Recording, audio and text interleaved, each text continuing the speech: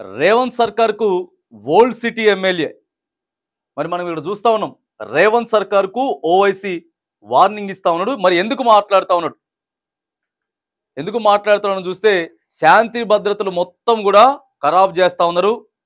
హైదరాబాద్ పేరుని మరి ఆ బ్రాండ్ని, హైదరాబాద్ బ్రాండ్ ఏదైతే ఉందో ఆ బ్రాండ్ని ఇమేజ్ని డ్యామేజ్ చేస్తా ఉన్నారని చెప్పి మాట్లాడుతూ ఉన్నాడు అక్బరుద్దీన్ ఓవైసీ.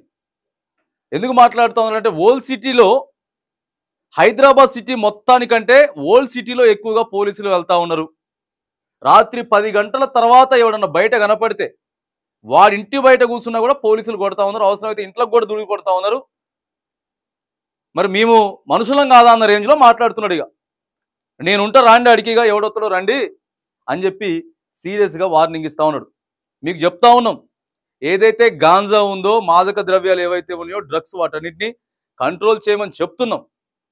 కానీ కావాలని చెప్పి ఓల్డ్ సిటీ వాళ్ళే చేస్తారు. మా మీదనే ఎక్కువ ఫోకస్ పెట్టి పోలీసు వాళ్ళు తిరుగుతూ ఉన్నారు. హైదరాబాద్ బ్రాండ్ని ఇమేజ్ చేస్తూ ఉన్నారు, డ్యామేజ్ చేస్తూ ఉన్నారు. వరుస హత్యలు జరుగుతూ ఉన్నాయి. కాంగ్రెస్ ప్రభుత్వం వచ్చిన తర్వాత దాదాపుగా హైదరాబాద్ సిటీలో చాలా దాడులు జరుగుతూ ఉన్నాయి, హత్యలు కూడా జరుగుతూ ఉన్నాయి. వాటి మీద దృష్టి పెట్టండి, లా అండ్ ఆర్డర్ని కంట్రోల్ పెట్టండి. కానీ ఓల్డ్ సిటీని ఫోకస్ చేసి మొత్తం ఓల్డ్ సిటీలో ఖరాబ్ చేసేస్తారు అని చెప్పి మరి మాట్లాడడం కరెక్ట్ కాదు. ఇవన్నీ బంద్ చేయాలి. ఇవన్నీ బంద్ చేసి శాంతి భద్రతలను, లా అండ్ ఆర్డర్ని కంట్రోల్లో పెట్టండి అని చెప్పి రేవంత్ రెడ్డి సర్కార్కి మాత్రానికి క్లియర్గా ఎమ్మెల్యే వార్నింగ్ ఇచ్చిరు. నిన్న జరిగినటువంటి అసెంబ్లీలో హాట్ టాపిక్గా జరుగుతూ ఉన్నది అసెంబ్లీ. మరి ప్రవేశపెట్టినటువంటి బడ్జెట్ మీద ఇక నిన్న మనం చూసుకుంటే ఈ విషయాన్ని పక్కన పెడితే ఒక పూట ఇది జరిపోయింది.